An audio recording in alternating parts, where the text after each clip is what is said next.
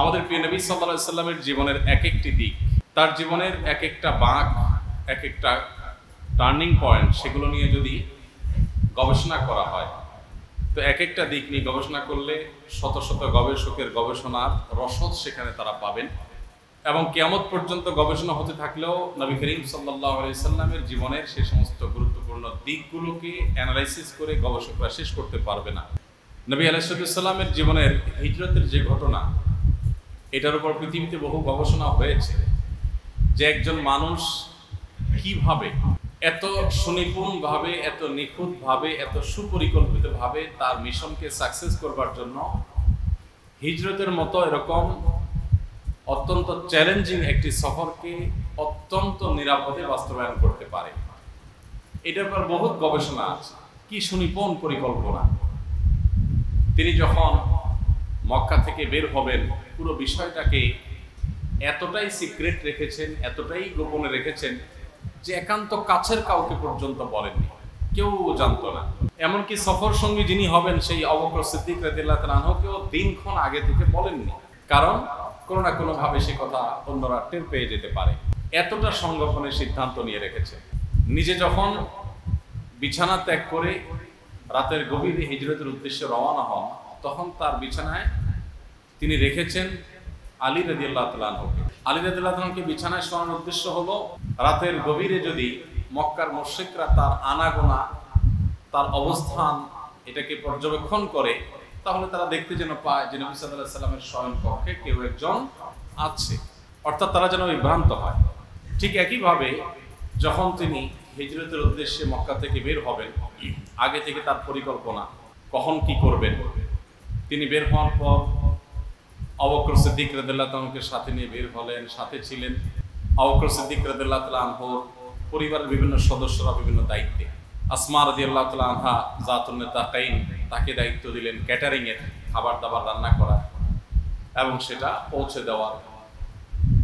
ছাগল চড়ানোর দায়িত্ব, ভান করে একজন খাবার নিয়ে যাবে, আরেকজন পেছন থেকে তার পায়ের দাগগুলো মুছে দিবে। অর্থাৎ যেই গারে সওর নবী সাল্লাল্লাহু আলাইহি সাল্লাম আশ্রয় নিয়েছেন আবু বকর রাদিয়াল্লাহু তাআলাকে সাথে নিয়ে, সেখানে যেহেতু তিনি লম্বা একটা সময় আশ্রয় দিয়ে নিয়েছেন, লম্বা একটা সময় অবস্থান করেছেন, কয়েকদিন ছিলেন সেখানে, খাবার পরিবেশন করার জন্য, খাবার পৌঁছে দিয়ে আসার জন্য একজনকে দায়িত্ব দিলেন। তিনি যখন খাবার নিয়ে যাচ্ছেন এবং আসছেন, মক্কার মুশরিকরা তো এদিকে খোঁজাখুঁজি করছে, তার পায়ের চিহ্ন দেখে দেখে যদি তারা টের পেয়ে যায় যে এই জায়গায় গেছে, এই জন্য ছাগলের রাখালকে দায়িত্ব দিলেন যে তার পেছনে পেছনে ছাগল নিয়ে যাবে, যে ছাগল চড়াইতে যখন যাবে পুরো রাখাল সহকারে, পুরো ছাগলের পাল সহকারে, তখন পায়ের চিহ্নগুলো সব মুছে যাবে। এরপর মক্কা থেকে মদিনার যে চিরচেনা পথ, সেই পথে না গিয়ে ভিন্ন একটা অচেনা পথে, নতুন পথে রওনা দিলেন, যাতে মক্কার মুশরিকরা ওই চিরচেনা পথে গিয়ে বিভ্রান্ত হয়। এভাবে পদে পদে এত সুনিপুণ পরিকল্পনা, এটা আজকের উন্নতির এই যুগে, আধুনিকতার এই যুগেও মানুষ চাইলেও এত সুন্দর পরিকল্পনা করতে পারে না। নবী করিম সাল্লাল্লাহু আলাইহি সাল্লামের জীবনে যদি আপনি দেখেন, দুনিয়াতে এসেছেন, দুনিয়ার আলো যখন দেখেছেন তার আগেই বাবাকে হারিয়েছেন। মায়ের গর্ভে থাকতেই বাবা মৃত্যুবরণ করেছে। দুনিয়ার আলো দেখার পরপরই মাকে হারিয়েছেন, মায়ের বুকের দুধ পান করে বড় হওয়ার সুযোগ পান নাই। একটু বড় হলেন, তার একমাত্র অভিভাবক তখন দাদা আব্দুল মুত্তালিব, মাও নাই বাবাও নেই। সেই দাদা আব্দুল মুত্তালিবও একটু বড় হতে না হতেই দুনিয়া থেকে চলে গেলেন। একমাত্র আশ্রয়দাতা চাচা আবু তালেব, তার জীবনের সবচেয়ে চরম মুহূর্ত যখন চলছে, ঠিক কঠিন সেই সময় সেই আবু তালেবকে আল্লাহ দুনিয়া থেকে নিয়ে গেলেন এবং একই সঙ্গে খাদিজা রাদিয়াল্লাহু তাআলা আনহাকে দুনিয়া থেকে নিয়ে গেলেন। একের পর এক পায়ের নিচ থেকে মাটিগুলো সরতে লাগলো। বিপদ মাথায় নিয়ে দুনিয়াতে আসছে, বিপদ মাথায় নিয়ে দুনিয়াতে আসলে এরপর একটার পর একটা বিপদ লেগে আছে।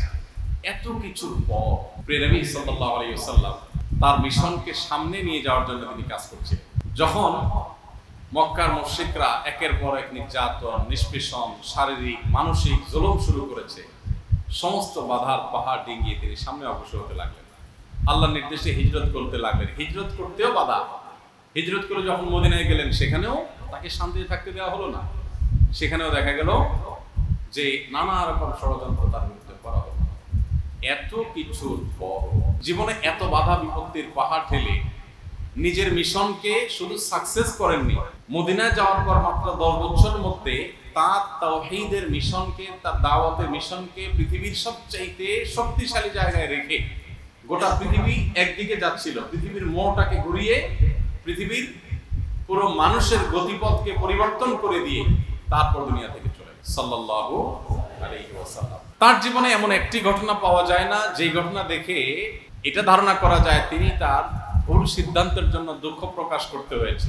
এত বাধা বিপত্তি, এত যুদ্ধ বিগ্রহ, নবী করিম সাল্লাল্লাহু আলাইহি সাল্লামের জীবনে এত কিছুর পর দেখা গেছে যে তিনি তার এই পুরো জীবনে কখনো ভুল সিদ্ধান্ত নিয়ে সরি বলতে হয়েছে, দুঃখ প্রকাশ করতে হয়েছে, এমন কোনো ঘটনা ঘটে নাই। আর এগুলো তখনই সম্ভব হয় যখন গাইডেড বাই আল্লাহ সুবহানাহু ওয়া তাআলা হয়। আল্লাহ সুবহানাহু ওয়া তাআলার পক্ষ থেকে সরাসরি তত্ত্বাবধানে পরিচালিত না হলে এভাবে একজন মানুষের জীবন কখনো এত নিখুঁতভাবে পরিকল্পনা করা সম্ভব হয় না। আল্লাহ রাব্বুল আলামিন আমাদেরকে তার অনুসরণ অনুকরণ করার তৌফিক দান করুন। ভাইরা আমার, তো সেই নবী সাল্লাল্লাহু আলাইহি সাল্লামের জীবনের হুদায়বিয়ার সন্ধি কয়েকটা ছোট ছোট শিক্ষা কয়েক মিনিটে আলোচনা করব ইনশাআল্লাহ। নবী করিম সাল্লাল্লাহু আলাইহি সাল্লামের জীবনের অনেক বড় একটি ঘটনা হলো হুদায়বিয়ার ঘটনা। যে হুদায়বিয়ার ঘটনা সম্পর্কে আল্লাহ সুবহানাহু ওয়া তাআলা কোরআনে কারীমে বলেছেন, ইন্না ফাতাহনা লাকা ফাতহাম মুবিনা লিয়াগফিরা লাকাল্লাহু মা তাকাদ্দামা মিন যামবিকা ওয়া মা তাআখার। হুদায়বিয়ার সন্ধিকে যেখানে আল্লাহ রাব্বুল আলামিন ফাতহে মুবিন বা সুস্পষ্ট বিজয় বলে আখ্যায়িত করেছেন, অথচ আমরা দেখি যে হুদায়বিয়া সন্ধিতে যে সমস্ত চুক্তিগুলো হয়েছে এই চুক্তিগুলোর বেশিরভাগই মুসলমানদের বাহ্যিকভাবে বিপক্ষে, কিন্তু আল্লাহ সুবহানাহু ওয়া তাআলা সেটাকেই বিজয় হিসাবে উল্লেখ করেছেন এবং কোরআনে কারীমে সূরা ফাতাহ নামে একটা আলাদা সূরা নাযিল করেছেন। হুদায়বিয়া সন্ধির যে প্রেক্ষাপট ছিল সেখানে একটা বিশাল বড় শিক্ষণীয় বিষয় আছে। ওই একটি পয়েন্টই যথেষ্ট আমাদের হুদায়বিয়া সন্ধি থেকে শিক্ষা বা জ্ঞান আহরণ করবার জন্য। আর সেই শিক্ষাটা হলো, নবী করিম সাল্লাল্লাহু আলাইহি সাল্লাম মক্কা থেকে হিজরত করে আসার কয়েক বছর অতিবাহিত যখন হয়ে গেল, নিজের মাতৃভূমির প্রতি টান, এদিকে আবার বাইতুল্লাহ জিয়ারতের প্রতি যে আগ্রহ, এই দুইটা মিলিয়ে তিনি ব্যাকুল একটা সময় পার করছিলেন। শুধু তিনি নন, তার সাথে আসা সাহাবীরা যারা হিজরত করে মক্কা থেকে এসেছেন প্রত্যেকেই মক্কায় আল্লাহর ঘর জিয়ারত করবার জন্য অনেক বেশি আকুতি তাদের মনে ছিল। আল্লাহ রাব্বুল আলামিন নবী আলাইহিস সালামকে স্বপ্নে দেখালেন যে তিনি তার সাহাবীদেরকে সাথে নিয়ে মক্কায় হিজরত মক্কাতে তিনি তাওয়াফ করছেন, উমরা সম্পাদন করেছেন এবং তিনি মাথার চুল মুন্ডন করেছেন। এটা স্বপ্ন দেখার পর নবীদের স্বপ্ন আর আমাদের স্বপ্নের মধ্যে পার্থক্য হলো, নবীদের স্বপ্ন কখনো মিথ্যা হয় না। আমাদের স্বপ্ন সত্য হতে পারে, মিথ্যা হতে পারে। নবীরা যদি কোনো কিছু দেখেন তাহলে সেটা বাস্তবায়ন হবে, এটা নিশ্চিত। নবী করিম সাল্লাল্লাহু আলাইহি সাল্লাম যখন স্বপ্নে দেখেছেন এটা, তিনি ঘুম থেকে ওঠার পর সাহাবীদেরকে বললেন, সুসংবাদ শোনো, আমি তো স্বপ্ন দেখেছি এরকম, এবং এই স্বপ্ন দেখা প্রমাণ করছে যে আল্লাহর নির্দেশ হয়েছে আমাদেরকে মক্কা জিয়ারত করতে হবে। আল্লাহ আমাদের জন্য সেই সুযোগ এনে দিবেন, এখান থেকে বোঝা যাচ্ছে। অতএব আর দেরি নয়, আমরা এই বছরই যাব। সাহাবীদেরকে প্রস্তুতি নিতে বললেন। সাহাবীদের বিশাল বড় দল নিয়ে নবী সাল্লাল্লাহু আলাইহি সাল্লাম ছুটলেন মক্কার দিকে। উদ্দেশ্য উমরা সম্পাদন করা। উমরা করার জন্য তিনি মদিনার যে মিকাত, সেই মিকাত থেকে ইহরাম পরিধান করে সাহাবীদেরকে সাথে নিয়ে উমরার উদ্দেশ্যে রওনা করলেন। সাধারণত মক্কাতে যেখানে শত্রুপক্ষ আছে, মক্কার মুশরিকরা আছে, তারা নানা সময় যুদ্ধ বিগ্রহ চাপিয়ে দিয়েছে মুসলমানদের উপরে। এখন সেই মক্কায় যখন যাচ্ছেন সেখানে তো নানামুখী বাধা আসবে, বিপত্তি আসবে। এত কিছু পর নবী সাল্লাল্লাহু আলাইহি সাল্লাম এখানে সাহাবীদেরকে অস্ত্র শস্ত্রে সজ্জিত করে নিয়ে যান নাই, কারণ তিনি যুদ্ধ করতে যাচ্ছেন না, তিনি উমরা করতে যাচ্ছেন। একান্ত পথে ঘাটে নিরাপত্তার জন্য যেটুকু অস্ত্র সাথে রাখার প্রয়োজন ছিল সেই সময় ততটুকু সাথে ছিল। এর বাইরে যুদ্ধ করার জন্য কোনো সরঞ্জাম বা প্রস্তুতি তার সাথে ছিল না। স্বপ্নে দেখেছেন, সাহাবীদেরকে বলেছেন যে আমরা উমরা করতে যাচ্ছি, আল্লাহ তাআলা স্বপ্নে দেখিয়েছেন, এটা তো বাস্তবায়ন হবেই। যখন হুদায়বিয়ায় গেলেন, আমরা জানি তিনি শুনতে পেয়েছেন যে হুদায়বিয়া নামক জায়গায় মক্কার মুশরিকরা অবরোধ করেছে। তারা মক্কায় মুসলমানদের আগমনের সংবাদ শুনতে পেয়ে মক্কায় প্রবেশ করতে দিবে না, তারা বাধা দিচ্ছে। এদিকে নবী সাল্লাল্লাহু আলাইহি সাল্লাম তাদের সে বাধার বিপরীতে যুদ্ধ করবেন, সংগ্রাম করবেন, লড়াই করবেন, এরকম কোনো প্রস্তুতি তার ছিল না। তিনি বিভিন্নভাবে তাদেরকে বোঝানোর চেষ্টা করলেন, বিভিন্নভাবে তাদেরকে নেগোসিয়েশনে আনার চেষ্টা করলেন, কিন্তু কোনোভাবে তারা নেগোসিয়েশনে আসতে চাইল না। নবী করিম সাল্লাল্লাহু আলাইহি সাল্লাম সাহাবায়ে কেরাম সবাই চিন্তিত হয়ে পড়লেন যে আমরা উমরা করতে এসেছি, ইহরাম পরে এসেছি, এরা মক্কা ঢুকতে দিচ্ছে না, উমরা করতে দিচ্ছে না, বাধা দিচ্ছে, কি করা যায়? একের পর এক প্রতিনিধি পাঠাতে লাগলেন। একজন একজন প্রতিনিধি যান, আবার ফিরে আসেন ব্যর্থ হয়ে, কোনো সফলতা পান না। শেষে মক্কার মুশরিকদের পক্ষ থেকে একজন আর মুসলমানদের পক্ষ থেকে একজন প্রতিনিধি মধ্যস্থতায় একটা সুন্দর সমাধানের পথে আসবেন, কিন্তু দুঃখজনক হলো সেই সমাধানেও উমরা করার কোনো পথ খোলা ছিল না। সিদ্ধান্ত হয়ে গেল যে এই বছর যেভাবে আছেন এইভাবে ইহরামের কাপড় পরা আছেন এইভাবে ফিরে যাবেন, উমরা করতে পারবেন না। যারা মক্কায় গিয়েছেন উমরা করার তৌফিক, হজ করার তৌফিক যাদের হয়েছে তারা জানেন ইহরামের পোশাক পরিধান করার পর কি আবেগ, কি আকুতি, বাইতুল্লাহর প্রতি কি টান, কি আকর্ষণ তৈরি হয়। এমনিই তো মুসলমানের অন্তরে এটা থাকে, কিন্তু ইহরামের কাপড় পরে যখন আপনি উমরার উদ্দেশ্যে, হজের উদ্দেশ্যে চলে যাবেন তখন আপনার ভিতরে যে ব্যথা, যে আকুতি, যে আকর্ষণ হয়, এখান থেকে আসলে উমরা না করে ব্যাক করে আসাটা এটা যে কত কষ্টের সেটা বলার অপেক্ষা রাখে না। তার মধ্যে আবার কয়েক বছর যেতে পারেন নাই, নিজেদের মাতৃভূমি আল্লাহর ঘর, আবার নবী সাল্লাল্লাহু আলাইহি সাল্লামের সঙ্গে দেখার পর যে আগ্রহ তৈরি হয়েছে, এই সব কিছুকে রেখে তাদেরকে আবার ফেরত চলে আসতে হচ্ছে। ঐতিহাসিক হুদায়বিয়ার সন্ধি চুক্তি হলো, চুক্তি উভয় পক্ষ থেকে স্বাক্ষরিত হলো, এবং সেই চুক্তির প্রথম শর্তই মুসলমানদের বিরুদ্ধে। সেটা হলো কি, যে এই বছর ফেরত যেতে হবে, আগামী বছর আসবে। এই বছর আসছেন ভালো কথা, কিন্তু ওমরা করতে পারবেন না। মক্কার মুশরিকদের এই গায়ের জোরের কথা যে এই বছর করলে সমস্যা কি, আমরা তো ইহরাম কাপড় চলে আসছে, অস্ত্র শস্ত্র নাই, তাহলে আমাদের ওমরা করতে আগামী বছরই যখন করতে দিবা তাহলে এই বছর তো ইহরাম পরে আমরা কাছাকাছি চলে আসছি, সমস্যাটা কোথায়? কিন্তু না, দেওয়া হবে না। তাদের এই গেওয়ার্তমি, তাদের এই বাধার মুখে নবী করিম সাল্লাল্লাহু আলাইহি সাল্লাম সাহাবীদেরকে নিয়ে ওখান থেকে ফেরত চলে গেলেন। এই জায়গায় আমি একটু থামতে চাই, এটুকু আপনারা অনেকেই জানেন। আমার প্রশ্ন হলো, নবী করিম সাল্লাল্লাহু আলাইহি সাল্লাম স্বপ্নে দেখেছেন সাহাবীদেরকে সাথে নিয়ে তিনি উমরা করছেন।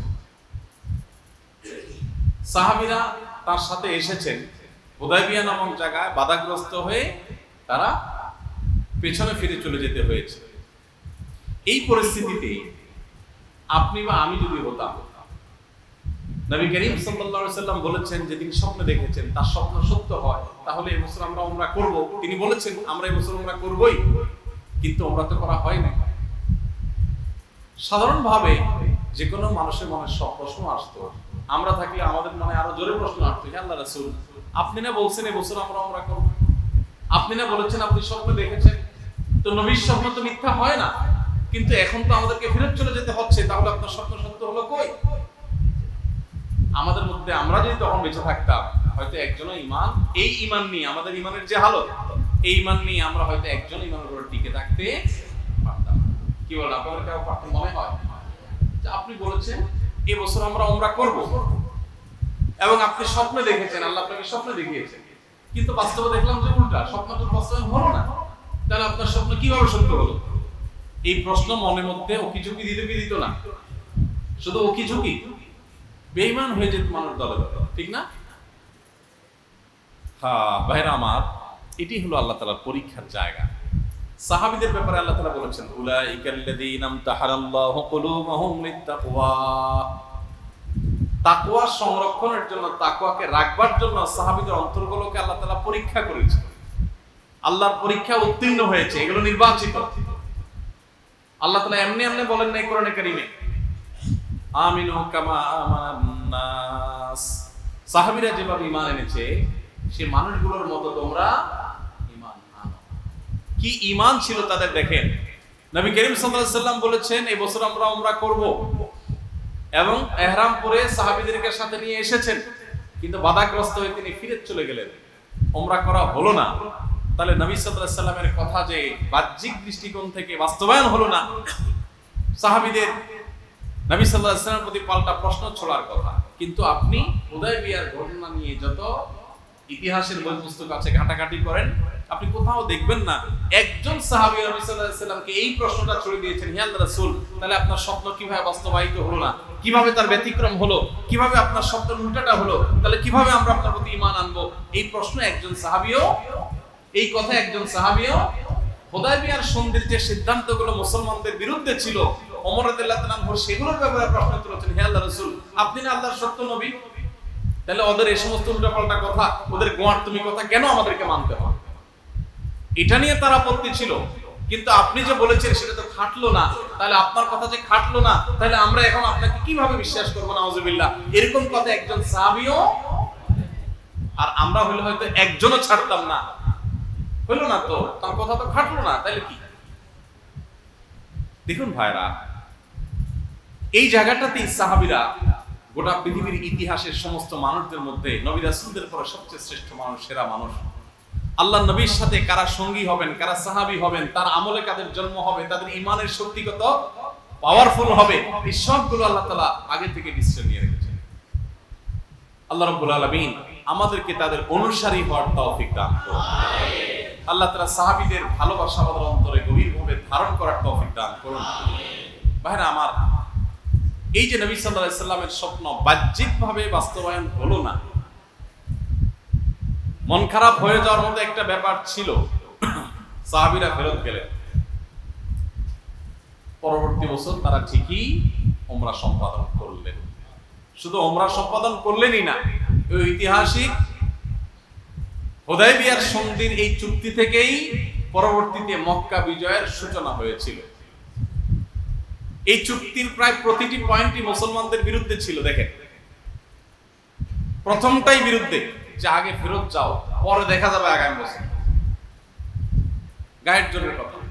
কিন্তু আল্লাহ তাআলা বলছেন, ইন্না ফাতাহনা লাকা ফাতহাম মুবিনা, হে রাসূল, আপনাকে সুস্পষ্ট বিজয় দিয়েছি। দেখেন, বাহ্যিকভাবে মনে হচ্ছে পরাজয়, উমরা করতে পারলেন না, ফেরত চলে যাবেন, কিন্তু আল্লাহ বলছেন কি? সুস্পষ্ট বিজয়, শুধু বিজয় না। এটা যে সুস্পষ্ট বিজয়, এর ভিতরে যে লুকায়িত ছিল সেটা দেখতে আমাদের বেশি অপেক্ষা করতে হয় নাই। খুব সামান্য সময়ের ব্যবধানে দেখা গেছে অনেকটা রক্তপাতহীন ভাবে এই যেই মক্কায় প্রবেশ করতেই অনুমতি পাওয়া যাচ্ছিল না, সেই মক্কাকে রীতিমতো স্বাধীন করে নিলেন নবী সাল্লাল্লাহু আলাইহি ওয়াসাল্লাম। হ্যাঁ আমার, তাহলে ওই যে ওমরার কথা উনি স্বপ্নে দেখেছেন, সেটার কি হবে? ওইটার উত্তর হলো, আল্লাহ রাব্বুল আলামিন তাকে স্বপ্নে দেখিয়েছেন ওমরা করবেন। সেটা এই বছরই হতে হবে জরুরি না, এক বছর পরেই হয়েছে। অর্থাৎ যেটা স্বপ্নে আল্লাহ দেখিয়েছেন সেটা বাস্তবে ঠিকই হয়েছে, শুধু একটা বছর গ্যাপ হয়েছে। এই যে একটা বছর গ্যাপ হয়েছে, সেটা কেন? যাতে করে ওই যে মক্কা বিজয়ের সূচনা এখান থেকে তৈরি হয়। কারণ এই হুদায়বিয়া সন্ধির মাধ্যমে যুদ্ধ বিগ্রহ বন্ধ ছিল। এই চুক্তির কারণে উভয় পক্ষ যুদ্ধ বিগ্রহ করে নাই। এই সুযোগে নবী করিম সাল্লাল্লাহু আলাইহি ওয়াসাল্লাম দাওয়াতের কাজ করতে পেরেছেন।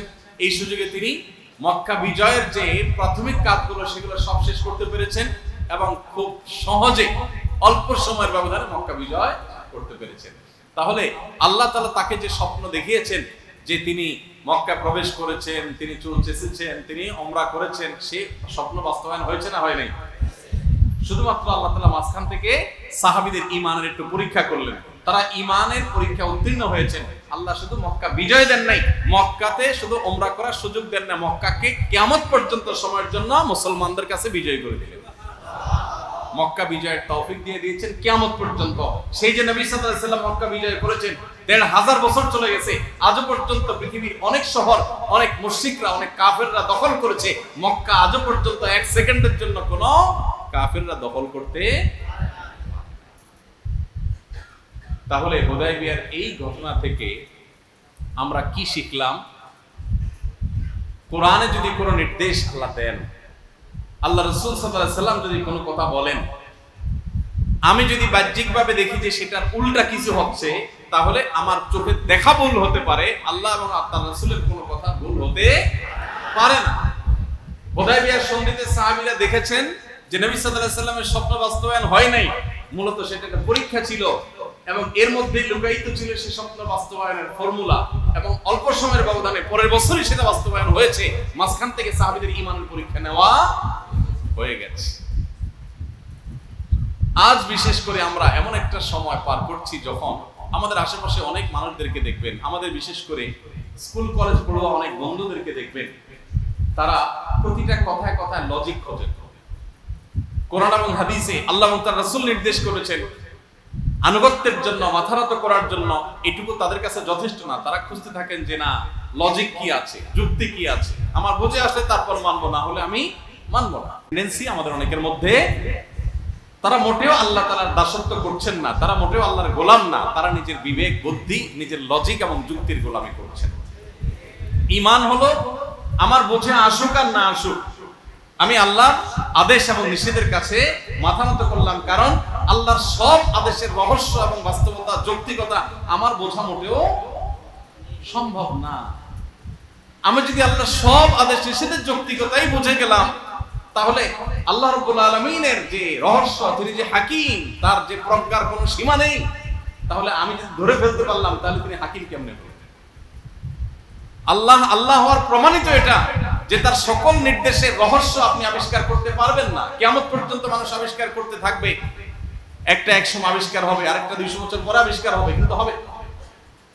আর হোক বা না হোক আবিষ্কার, আল্লাহর প্রতি পরিপূর্ণভাবে ঈমান আনার শিক্ষা আমার বুঝে আসুক আর না আসুক। এমনকি আমি চোখে যা দেখছি, আমার চোখের দেখাটাকে আমি মিথ্যা মনে করতে পারি, আল্লাহর কোনো কথাকে, নবী সাল্লাল্লাহু আলাইহি ওয়াসাল্লামের নির্দেশকে আমি মিথ্যা বা ভুল মনে করতে পারি না।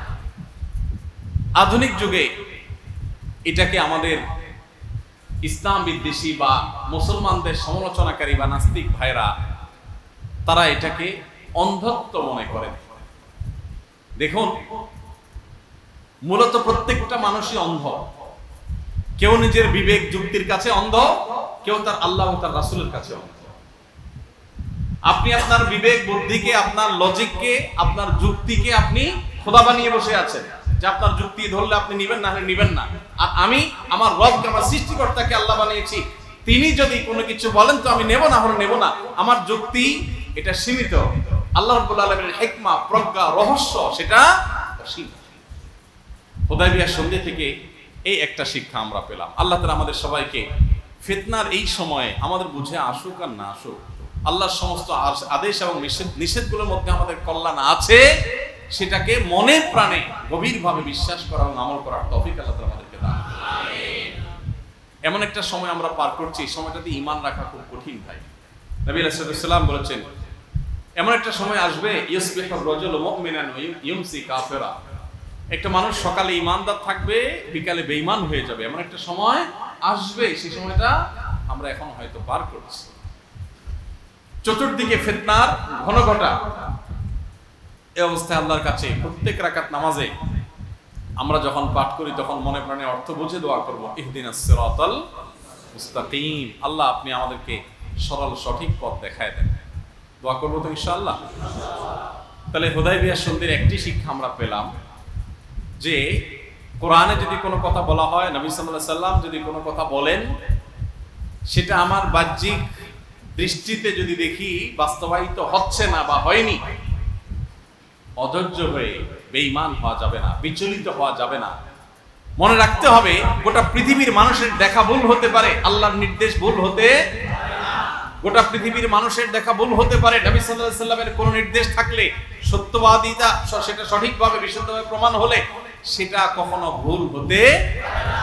আমি ভুল, আমার দেখা ভুল, আমি ভুল, আমার বিবেকের বুদ্ধি ভুল, এটা হতে পারে, কিন্তু আল্লাহ নবী সাল্লাল্লাহু আলাইহি সাল্লামের কথা ভুল হতে পারে না। আল্লাহ তাআলা আমাদেরকে তার সেভাবে অনুসরণ করার তৌফিক দান করুন। হুদায়বিয়ার সন্ধির দ্বিতীয় যে দিকটা নিয়ে আলোচনা করতে চাই ভাইরা, সেটা হলো, আপনারা জানেন যে হুদায়বিয়ার সন্ধিতে যে চুক্তিগুলো হয়েছে, এই চুক্তিগুলো সব মুসলমানদের বিরুদ্ধে ছিল এবং কাফেরদের পক্ষ থেকে এগুলো চাপিয়ে দেওয়া হয়েছে। তাদের দেওয়া চুক্তিগুলো এক একটা মামুর বাড়ির আবদার টাইপের ছিল। কি টাইপের ছিল ভাই? মামুর বাড়ির আবদার টাইপের। কিরকম? ধরুন, নবী করিম সাল্লাল্লাহু আলাইহি ওয়াসাল্লাম যখন তাদের সাথে চুক্তিতে আবদ্ধ হওয়ার জন্য প্রস্তুতি নিচ্ছেন, ততক্ষণে তারা চুক্তির পয়েন্টগুলো রেডি করে ফেলেছে। এর ভিতরে একটা হলো, যেটা বললাম যে আসছেন ভালো কথা, এই বছর ফেরত যাবেন, এই বছর কোনো উমরা নাই। ইহরাম কাপড় পরে আসছেন, ভালো কথা, ফেরত যাবেন, ইহরাম কাপড় খুলে ফেলান, উমরা করতে পারবেন না। আগামী বছর আসবেন, তখন উমরা করবেন। প্রথমটাই হলো মেজাজ খারাপ হওয়ার মতো পয়েন্ট, তাই না? দ্বিতীয়ত আরেকটা চুক্তি হলো যে মক্কা থেকে কোনো মানুষ যদি মুসলমান হয়ে আপনাদের দলে চলে যায়, মদিনায় চলে যায়, স্বেচ্ছায় সজ্ঞানে নিজে চলে যায়, তাহলে আপনারা তাকে আমাদের হাতে তুলে দিবেন। কি বলেন, মাওর ভাইয়ের আবদার টাইপের কথাবার্তা না? মক্কা থেকে একজন মানুষ স্বেচ্ছায় সজ্ঞানে শিরিক ছেড়ে, বাপদাদার মুশরিকদের ধর্ম ছেড়ে তাওহীদের কথা গ্রহণ করে নবী সাল্লাল্লাহু আলাইহি ওয়াসাল্লাম প্রতি ঈমান এনে মদিনায় গেলে তাদেরকে নবী সাল্লাল্লাহু আলাইহি ওয়াসাল্লাম এবং সাহাবীরা মক্কার মুশরিকদের হাতে তুলে দিতে হবে। পক্ষান্তরে মদিনার কোন মানুষ মদিনা ছেড়ে নবী সাল্লাল্লাহু আলাইহি ওয়াসাল্লামের আনুগত্য ছেড়ে যদি মক্কায় চলে আসে মুশরিকদের মধ্যে, তাহলে তাকে তারা ফেরত দিবে। মানে মাও ভাইয়ের আবদারও তো এরকম হয় না, কি বলেন? মামা ভাইতে এরকম আবদার করলে মার খাওয়া লাগবে না? মামা ভাইয়ের আবদারও ফেল কাফেরদের আবদারের কাছে, তাই না? কিন্তু অবাক করা বিষয় কি দেখেন, নবী করিম সাল্লাল্লাহু আলাইহি ওয়াসাল্লাম বলছেন হ্যাঁ ঠিক আছে, ঠিক আছে, ওকে, কোনো অসুবিধা নেই, ঠিক আছে।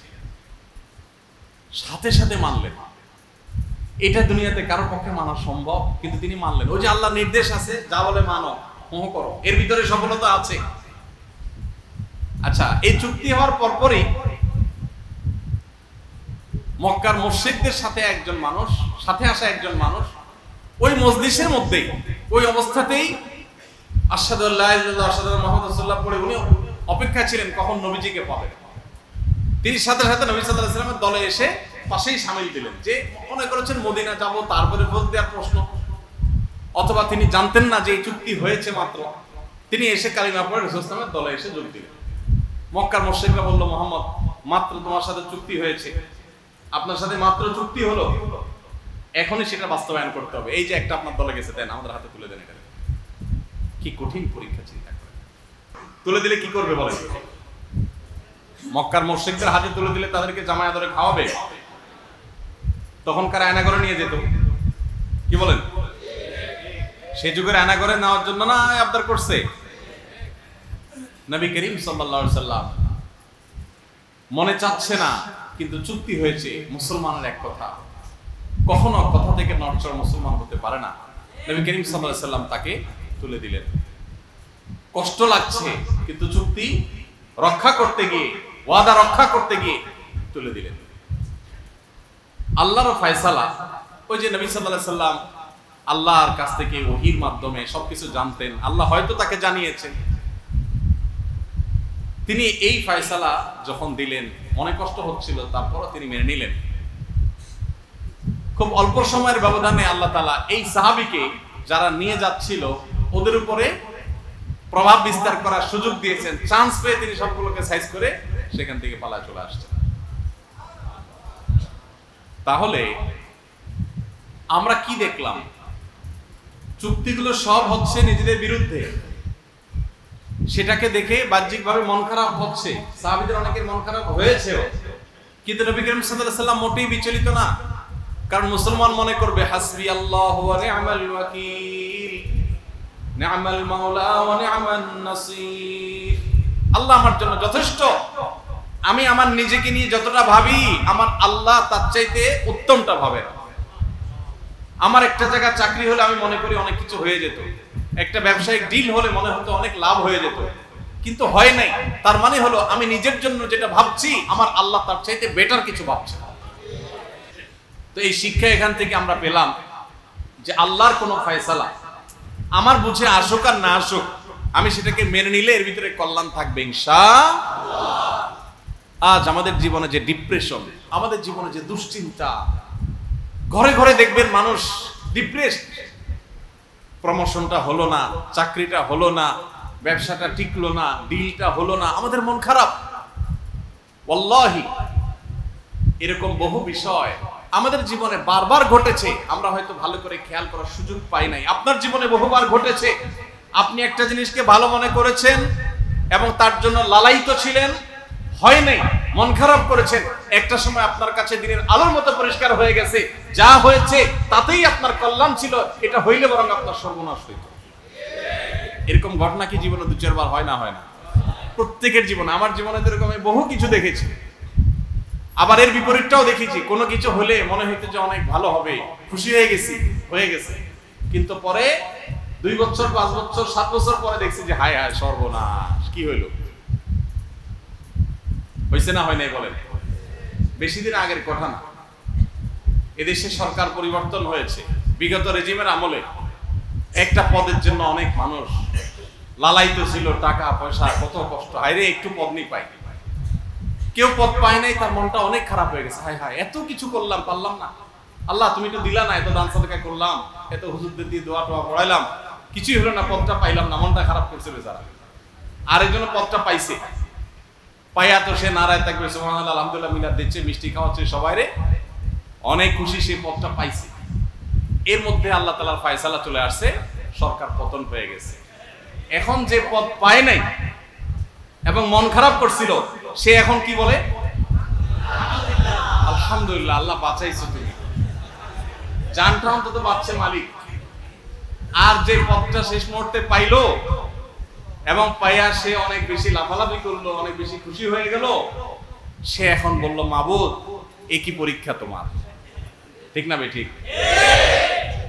এটাতে আপনারা খুব জমে উঠছেন মাশাআল্লাহ, কিন্তু ভাই বাস্তবতা হলো, ওয়াল্লাহি আল্লাহর শপথ করে বলি, আপনার জীবনে এরকম ঘটনা বহু ঘটে, আমার জীবনে বহু ঘটে। আমরা শিক্ষা গ্রহণ, আমার আল্লাহ আমার জন্য যা নির্বাচন করেছেন তা আমার নির্বাচনের চাইতে হাজার গুণ উত্তম। আমার যদি কোথাও বিয়ে করার খুব শখ ছিল, ইচ্ছা ছিল, সেখানে হয় নাই, অবশ্যই এর মধ্যে আমার কল্যাণ নিহিত। আমার একটা জায়গায় চাকরি হওয়ার কথা ছিল, হয় নাই, আমি মন খারাপ করব না। ইমানদার কখনো নিরাশ হবে না, আল্লাহর প্রতি আস্থাশীল রাখবে। ইমানদার বলবে হাসবি আল্লাহ, আল্লাহ আমার জন্য যথেষ্ট, চাকরির দরকার নেই, আমার আল্লাহ থাকলেই হবে। ব্যবসা আমার জন্য, ব্যবসা ধরা খাচ্ছি একটার পর একটা।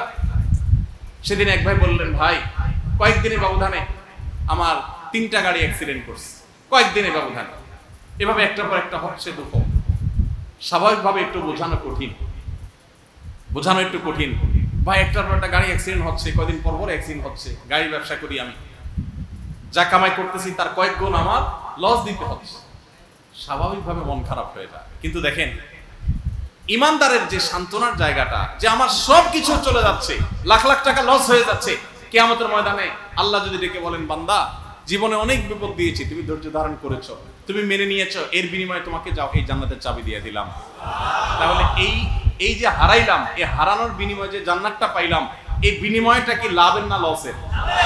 আরে হারাইলে আমি কত হারাইতে পারবো, লাখ লাখ কোটি কোটি, গোটা দুনিয়ার সব, এই তো। আর পাবো যেটা, সেটা তো কম পক্ষে এই গোটা পৃথিবীর 10 গুণের চাইতেও বেশি, কমের পক্ষে। এবং এটা তো এক সময় থাকবে না, আর ওইটা অনন্তকাল থাকবে। তাহলে আমার সমস্ত হারানোর বিপরীতে যে প্রাপ্তি হবে, সেটা কম না বেশি? এই জন্য ইমানদারের কখনো মন খারাপ হওয়ার সুযোগ, ইমানদার কখনো ডিপ্রেসড হয়ে হতাশ হতে পারে না। এই জন্য গোটা পৃথিবীতে দেখবেন, যত সুখী দেশ আছে তত ডিপ্রেশন সবচেয়ে বেশি, তত সুইসাইড সবচেয়ে বেশি, তত আত্মহত্যা সবচেয়ে বেশি। এবং পৃথিবীতে প্রত্যেক বছর বিশ্ব স্বাস্থ্য সংস্থার জরিপ অনলাইনে সার্চ দিয়ে দেখবেন, প্রায় প্রতি বছর গোটা পৃথিবীতে আত্মহত্যা সবচেয়ে কম থাকে মুসলমানদের মধ্যে। কারণ মুসলমান জানে তার হারাবার কিছু নাই, হাতি মরলেও লাখ, বাঁচলেও লাখ। আল্লাহ তাআলা আমাদের সবাইকে হুদায়বিয়ার এই শিক্ষাটা আমাদের জীবনে ধারণ করে আল্লাহ তাআলা সমস্ত ফয়সালাকে মেনে নেওয়ার মতো মানসিকতা এবং সবর আমাদেরকে দান করুন। তাহলে কোনো দুঃখে, কোনো দুর্দশায়, কোনো বিপদে কখনো হতাশাগ্রস্ত হবেন না তো ইনশাআল্লাহ। স্বামী স্ত্রী ঝগড়া লাগছে, মুডটাই নষ্ট হয়ে গেছে। আজকে বাইরে থেকে চানাচুর বুট বাদাম নিয়ে আসছেন, একটু ভালো মন্দ নিয়ে আসছেন বউয়ের জন্য, দুজন বসে একসাথে খাবো, খোশ গল্প করবো, আর ঢুকতেই মেজাজটা নষ্ট করে দিল, মুডটাই শেষ করে দিল। আমরা সাধারণত খেয়ে হারায় ফেলাই, তাই না? মেজাজটা নষ্ট হয়ে যায়, তাই না? কিন্তু আপনি তখন যদি চিন্তা করেন, হয়তো তার সাথে এই যে এখন গন্ডগোলটা চলতেছে, এর ভিতরে কোন একটা কল্যাণ অবশ্যই আছে। আল্লাহর কল্যাণ কি সেটা আমি বুঝতেছি না, হয়তো বুঝে আসবে 6 মাস পর, যে ওই দিনের ঝগড়াটা না হইলে এই কাজটা হইতো না। তো ইমানদার সবসময় প্রত্যেকটা দুঃখের মধ্যেও সুখ খোঁজার চেষ্টা। আরে ভাই, নবী করিম সাল্লাল্লাহু আলাইহি ওয়াসাল্লামের চাইতে দুঃখী মানুষ পৃথিবীতে কে ছিল বলেন তো? দুনিয়ার আলো দেখার আগে যে ব্যক্তি বাবাকে হারিয়েছেন, মায়ের গর্ভে থাকতে যার বাবা নাই, দুনিয়ার আলো দেখার পর মা নাই, মায়ের বুকের দুধটা পর্যন্ত খাওয়ার সুযোগ পান নাই, বাবার স্নেহটা কোনোদিন মাথার উপরে পড়ে নাই, মায়ের আলতো আদর, মায়ের খোঁজ যার পাওয়ার সুযোগ হয় নাই, সামান্য বুঝজ্ঞান হওয়ার পরই যার সবচেয়ে বড় আশ্রয়দাতা দাদাটিও নাই হয়ে গেল, গোটা মক্কার মানুষ যখন শত্রুতা করছে তখন তার একমাত্র আশ্রয়ের জায়গা চাচাকে আল্লাহ তাআলা নিয়ে গেলেন, স্ত্রীকে আল্লাহ তাআলা নিয়ে গেলেন, খাদিজা রাদিয়াল্লাহু নিয়ে গেলেন। একের পরে পায়ের নিচ থেকে মাটি সরে গেল। এরপরে যেই মক্কার মানুষ আলামিন এতদিন বলেছে, যারা বিশ্বস্ত বলেছে, যারা তাকে এত প্রশংসা করেছে, সেই মানুষগুলো তাকে পাথরের আঘাতে রক্ত রঞ্জিত করলো। সে মানুষগুলো তাকে অপমানিত করলো, শারীরিকভাবে লাঞ্ছিত করলো, পেরেশান করলো, ডিপ্রেশন হতে পারে একজন মানুষ, সেরকম কাজগুলো তার উপরে চাপিয়ে দিল। এরকম টর্চার জুলুম করার পর মদিনায় একটু যাবেন তাও শান্তিতে যেতে দেওয়া হলো না। মদিনায় গেলেন সেখানেও শান্তিতে থাকতে দেওয়া হলো না। একটার পর একটা বদর, উহুদ, খন্দক যুদ্ধ চাপিয়ে দেওয়া হলো। এত দুঃখ মাথায় নিয়ে যে নবী সাল্লাল্লাহু আলাইহি সাল্লাম গোটা জীবন পার করেছেন, তার জীবন তিনি সফল হয়েছেন না ব্যর্থ হয়েছেন? নবী সাল্লাল্লাহু আলাইহি সাল্লামের জীবনে সার্থক হয়েছেন নাকি সার্থক হন নাই? কিরকম সার্থক হয়েছে? আল্লাহু আকবার। গোটা পৃথিবীতে মুহাম্মদ নামে যত মানুষ আছে, গোটা পৃথিবীতে অন্য আর কোন নাম নাই যে নামে এত মানুষ আছে।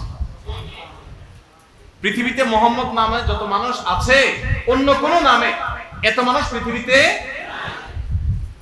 যে লোকটাকে একটা খারাপ কথা বললে এখনো লক্ষ লক্ষ কোটি কোটি মানুষ জীবনের শেষ রক্তবিন্দু দেওয়ার জন্য প্রস্তুত হয়ে যায়, তার নাম কি?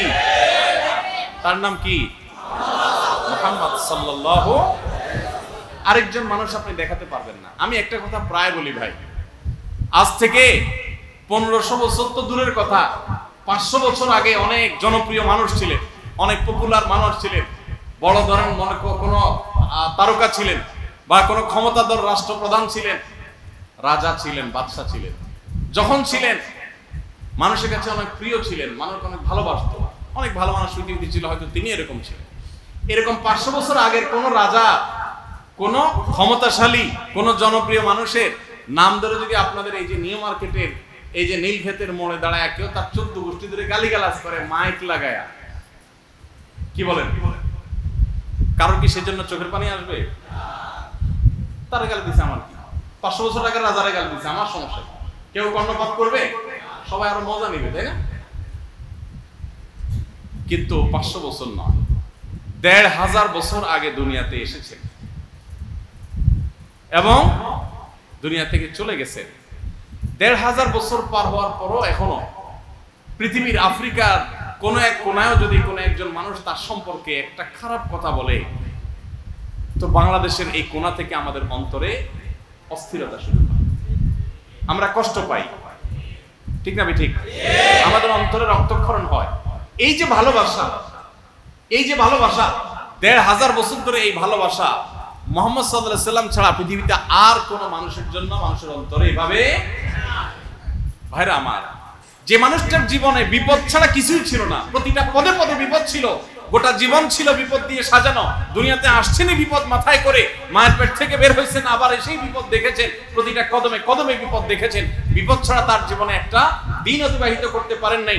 সেই মানুষটা যদি তার সারা জীবনের বিপদ সংকুল এই জীবনের বিপরীতে এই জীবন পার করার পরে তিনি যদি পৃথিবীর সবচেয়ে সাকসেস মানুষ হতে পারেন, তিনি যদি পৃথিবীর সবচেয়ে সফল মানুষ হতে পারেন, তিনি যদি পৃথিবীর সবচেয়ে জনপ্রিয় মানুষ হতে পারেন, তিনি যদি তার মিশনকে সবচেয়ে বেশি সফল করতে পারেন, তিনি যদি সবচেয়ে স্মরণীয় বরণীয় হতে পারেন, তিনি যদি গোটা পৃথিবীর মানুষের কাছে সবচেয়ে ভালোবাসার পাত্র হতে পারেন, তাহলে তার উম্মত হিসাবে আমার জীবনে দুঃখ দুর্দশা আসলে আমি মন খারাপ কেন করি?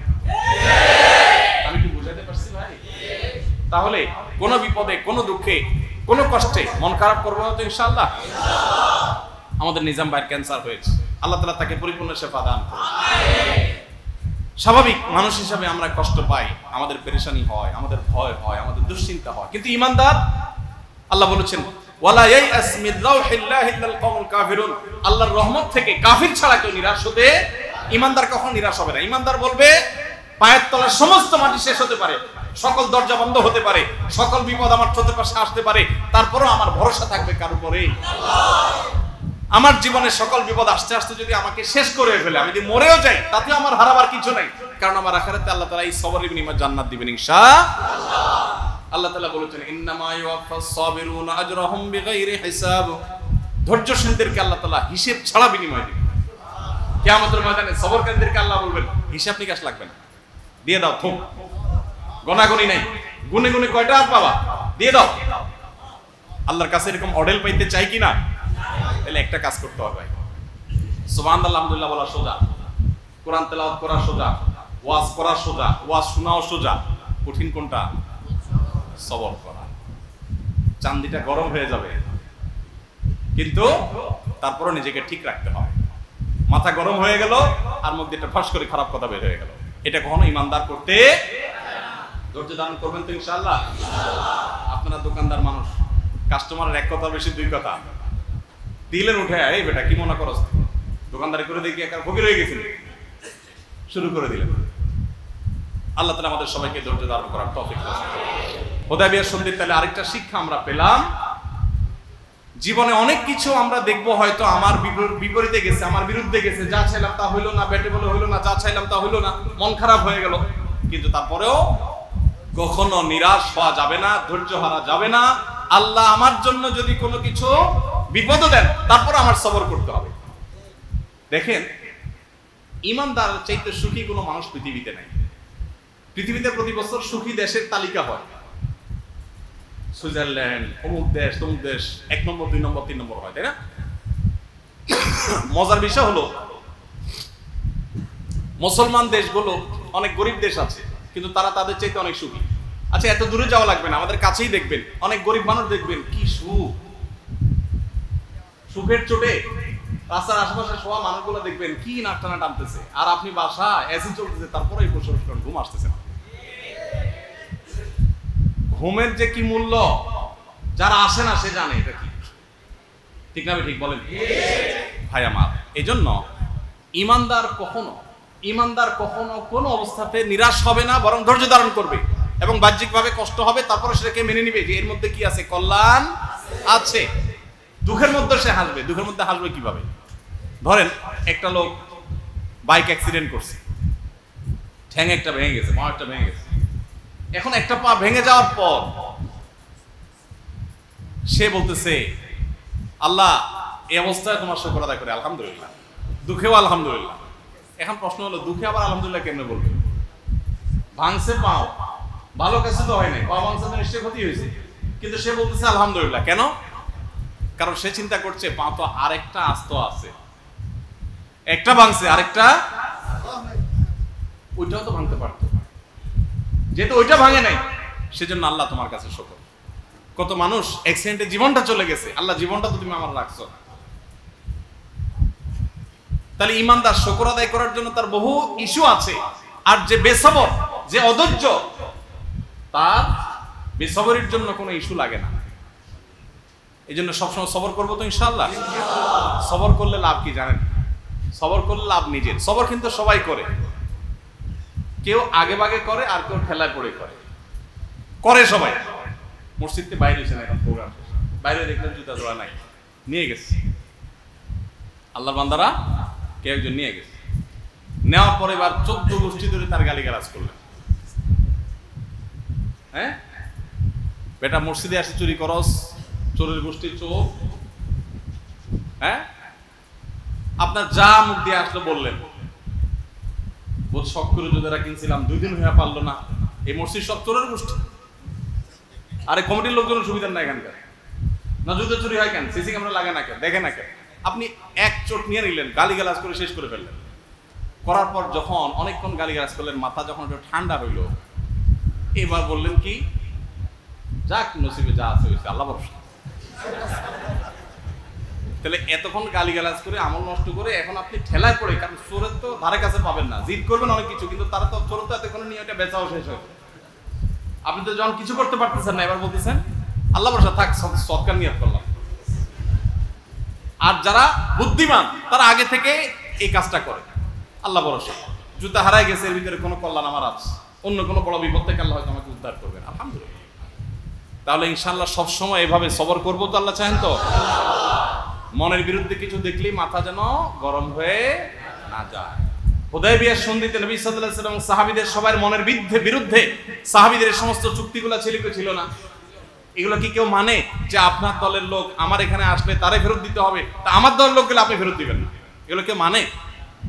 এরকম উল্টাপাল্টা এক একটা চুক্তি, প্রায় সবগুলো চুক্তি এরকম তাদের বিরুদ্ধে প্রায়, এবং বড় বড় অনেকগুলো চুক্তি এরকম তার বিরুদ্ধে গেছে।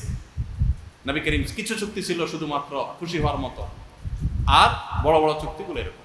তো নবী করিম সাল্লাল্লাহু আলাইহি ওয়াসাল্লাম সাহাবায়ে কেরাম মনের বিরুদ্ধে, মন চায় না, ওমর রাদিয়াল্লাহু তাআলা রাসূলের চাদর ধরে টান দেয়, ইয়া রাসূলুল্লাহ আপনি না সত্য নবী, তাহলে কেন এসব মানতে হবে? রাসূল সান্ত্বনা দিলেন, ওমর সান্ত্বনা নেই, একটু ঠান্ডা হন। পরবর্তীতে দেখতে না দেখতে এই হুদায়বিয়ার সন্ধিকে আল্লাহ বিজয় বলেছেন, ঠিকই এর মাধ্যমে কি হয়েছে? মক্কা বিজয় হয়েছে। মক্কার মুশরিকরা যারা অনেক কাহিনী করছিল, না ঢুকতে পারবেন না, এ লাগবে সে লাগবে, হান লাগবে তান লাগবে, এরাই এক সময় দুই হাত তুলে বলছে, মুহাম্মদ আপনি মাফ না করলে উপায় নেই।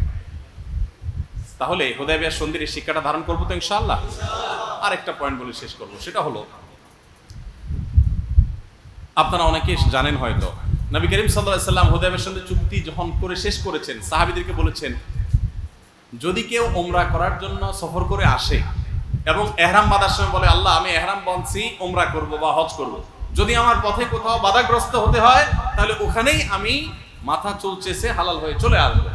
মাসআলা হলো কারোর সাথে যদি কোরবানি করার জন্য হজের পর উমরার পর যদি কেউ পশু সাথে নিয়ে আসে, তাহলে বিশেষ করে হজের সফরে কোরবানি করতে হয়, উমরা তার কোরবানি নেই, তো যদি কেউ কোরবানির পশু সাথে নিয়ে আসে তাহলে সেটা জবাই করে ফেলতে হয়।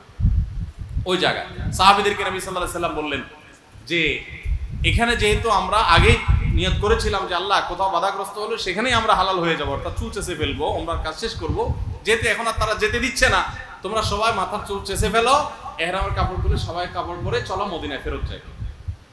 সাহাবীরা কেউ মাথার চুল চাচ্ছিলেন না, কর্তব্য বিমূঢ় হয়ে গেলেন, কি হইলো এটা? উমরা কাপড় পরে আসলাম, মিকাত থেকে গাগুসল ধুয়ে উমরা করব, এখন নবী সাল্লাল্লাহু আলাইহি ওয়াসাল্লাম বলতেছেন মাথার চুল চেষে সাধারণ পোশাক পরো। আমরা বাইতুল্লাহর উমরা করা তো দূরের কথা, বাইতুল্লাহর কাছেও যেতে পারলাম না, উমরাই করতে পারলাম না, এখনই বলতেছেন মাথা চুল চেষে চলো, কিভাবে কি? তারা কিং কর্তব্য বিমূঢ় হয়ে অনেকটা নির্বিকার হয়ে সবাই বসে থাকলেন, কেউ মাথার চুল চাষার দিকে মন নাই, মন খারাপ করে বসে আছেন সবাই। নবী করিম সাল্লাল্লাহু আলাইহি ওয়াসাল্লাম চিন্তায় পড়ে গেলেন, কিরে যে সাহাবীরা নবী সাল্লাল্লাহু আলাইহি ওয়াসাল্লামের ইশারার আগে দৌড়ায়, কোনো কিছু বলার আগে তারা শোনার জন্য যেখানে অস্থির সেখানে এখন সবাই নির্বিকার, ডাইরেক্ট রাসূলের বিরোধিতাও করতেছেন না, আবার কথা কেউ আমলেও নিচ্ছেন না। নবী সাল্লাল্লাহু আলাইহি ওয়াসাল্লাম তখন ঘরের ভিতরে ঢুকলেন, ঢুকে তার স্ত্রী উম্মু সালামা রাদিয়াল্লাহু তাআলা আনহাকে জিজ্ঞাসা করলেন যে কি করব এই টাইমে, আমি আমার তো বুঝে আসতেছে না, তারা কেউ তো চুল চাচ্ছে না, আমি কি করব? তখন নবী করিম সাল্লাল্লাহু আলাইহি ওয়াসাল্লামের সহধর্মিণী আমাদের মা, তিনি বললেন, হে আল্লাহর রাসূল আপনি এক কাজ করেন, আপনি নিজের মাথাটা চাচা শুরু করে দেন, আপনার কাউকে কিছু বলার দরকার নেই, আপনি বাইর হন, বাইর হয়ে মাথা চুল চাষেন। নবী সাল্লাল্লাহু আলাইহি ওয়াসাল্লাম নিজের স্ত্রীর পরামর্শ মতে বাইর হলেন, বাইর হয়ে তার মাথা চুল চাষলেন। তিনি যখন মাথা চুল চাষেন, সাহাবীরা একজন করে সবাই মাথা চুল চাষেন। তাহলে জটিল পরিস্থিতিতে, কঠিন পরিস্থিতিতে নিজের স্ত্রী যদি বুদ্ধিমতী স্ত্রী ঘরে থাকেন, তাহলে সেক্ষেত্রে তার বুদ্ধি পরামর্শ আমলে নিতে হয়। আমাদের দেশে একটা কথা চাউর আছে যে মহিলার বুদ্ধি ধরে যে বেটা চলে ওর কপালে দুঃখ আছে, এরকম একটা কথা চাউর আছে না? নবী করিম সাল্লাল্লাহু আলাইহি ওয়াসাল্লাম এই হাদিস থেকে বোঝা গেল স্ত্রী যদি ভালো বুদ্ধি দেন তাহলে সেটা গ্রহণ করতে দোষ নাই, বরং ক্রাইসিস মোমেন্টে মাঝে মধ্যে নিজের স্ত্রীর সাথে একান্তে পরামর্শ করা সুন্নাত। বিশেষ করে স্ত্রী যদি বুদ্ধিমতী হয়, মনে হয় যে হ্যাঁ এটা ভালো পরামর্শ দিতে পারবে, সেটা ভালো কি মন্দ আপনি পরখ করবেন, কিন্তু সেটা আপনি তার সাথে পরামর্শ করবেন, এই করাটা সুন্নাত। নবী সাল্লাল্লাহু আলাইহি ওয়াসাল্লাম সেটা করেছেন, এটা হুদায়বিয়ার সন্ধির একটা শিক্ষা। বিশেষ করে এরকম জটিল পরিস্থিতিতে নিজের মাথায় অনেক কিছু আসে না, তখন কাছের লোকদের একটা সহজ বুদ্ধিতে অনেক আইডিয়া চলে আসে। নবী করিম সাল্লাল্লাহু আলাইহি ওয়াসাল্লাম নবী হওয়ার পরও নিজের স্ত্রীর সাথে পরামর্শ করেছেন, অথচ আমরা অনেকে মহিলাদেরকে এমন ভাবে কোণঠাসা করে রাখি যে কোনো কথায় আরে তোমার আবার মহিলার আবার কি কথা, ভাত কাপড় এনে দেবেন খাইও বলছে, একটা কথা বুদ্ধি দিতে আসে। আবার উল্টাটাও আছে, অনেক ঘরে মহিলারা এত পণ্ডিতি করে, স্বামী উঠতে তার অনুমতি লাগবে, বসতে তার অনুমতি লাগবে, ডানে এখন বিশেষ করে এই সময়টা বেশি চলতেছে আর না। অনেকে আছে যে বউয়ের কথার বাইরে, এখন তো আমরা তো বলতেছি যে মাঝে মধ্যে বুদ্ধি নিয়ে না, অনেকে আছে যে বউর বুদ্ধি ছাড়া সে নড়ে চড়েই, এটা আবার বেশি হয়ে যায়, তাই না? ও যে কোন রাজার ঘটনা আছে না, যে ওই রাজা সব পুরুষদেরকে একত্র করছে যারা বউয়ের কথা শুনে, তো ডাকছে, ডাকে বলছে যে যারা বউয়ের কথা শুনে সবাই এই লাইনে দাঁড়াও, আর যারা বউয়ের কথা শুনে তারা এই পাশে দাঁড়াও। এখন দেখা গেল যে রাজা ডান পাশে দাঁড়াইতে বলছেন, যারা বইয়ের কথা শুনে তারা। তো প্রায় সব লোক ডান পাশে গেছে, কারণ সব আমাদের মতো বউ ভক্ত, সব ডান পাশে চলে গেছে, একজন শুধু বাম পাশে দাঁড়ায় আছে। পরে রাজা বললো যে যাক, এই রাজ্যে একটা লোক আছে নিজের বুদ্ধি চলে, বোঝা গেছে। তারা ডাক দিয়ে বলছে, তুমি বউয়ের কথা চলো না, তাই না? যাক, তোমার মতো একটা পুরুষ পাওয়া গেছে। তখন সে বলল, রাজা সাহেব, আসলে আমার স্ত্রী আসার সময় বলে দিছে সবাই যেদিকে দাঁড়া তুমি তার উল্টা দিকে দাঁড়াবো, এই জন্য আমি এদিকে দাঁড়াই। রাজা বলল, হ্যাঁ রে, এটাও তো মাঠে মারা গেল। এখন আমাদের অনেকে আছেন এরকম অন্ধের মতো স্ত্রী কথা শুনে, বিশেষ করে ফ্যামিলি লাইফে, সাংসারিক জীবনে দেখা যায় মায়ের কথা শুনবো না বউয়ের কথা শুনবো, এটা নিয়ে তো পুরুষদের অবস্থা থাকে ওই যে পাটা পুতার ঘষার মতো, মাঝখান দিয়া, তাই না? মা বলে আমার কথা শুনবি, আর বউ বলে আমার কথা শুনবো। বউ বলে, দেখো নবীজি হুদায়বিয়ার সন্ধিতে বউয়ের পরামর্শ করছে, চান্দু মাথায় রাখো। আর মায় বলে, বেটা আমার পায়ের নিচে তোর জান্নাত, মানে আমার আনুগত্যের মধ্যে তোমার জান্নাত, তুমি আমার কথার বাইরে চললে খবর আছে কিনা। বেচারা চিন্তা করে, যাবো এদিকে গেলেও সমস্যা, ওদিকে গেলেও। তো যাই হোক, মায়ের আনুগত্য বাবার আনুগত্য তো করতেই হবে, যৌক্তিক নির্দেশ হলে সবকিছুর উপরে প্রায়োরিটি দিতে হবে, কিন্তু স্ত্রীর সাথেও প্রয়োজন মতো বিশেষ পরিস্থিতিতে পরামর্শ করার শিক্ষা হুদায়বিয়ার সন্ধি থেকে পাওয়া যায়। নবী সাল্লাল্লাহু আলাইহি সাল্লামের জীবনের এক একটা দিক, বলছিলাম না যে হুদায়বিয়ার সন্ধি নিয়ে আলোচনা করলে ঘন্টা ঘন্টা আলোচনা করা যাবে, অনেক শিক্ষণীয় দিক আছে। আল্লাহ রাব্বুল আলামিন আমাদেরকে নবী সাল্লাল্লাহু আলাইহি সাল্লামের জীবন ইতিহাস থেকে শিক্ষা গ্রহণ করার তৌফিক দান করুন।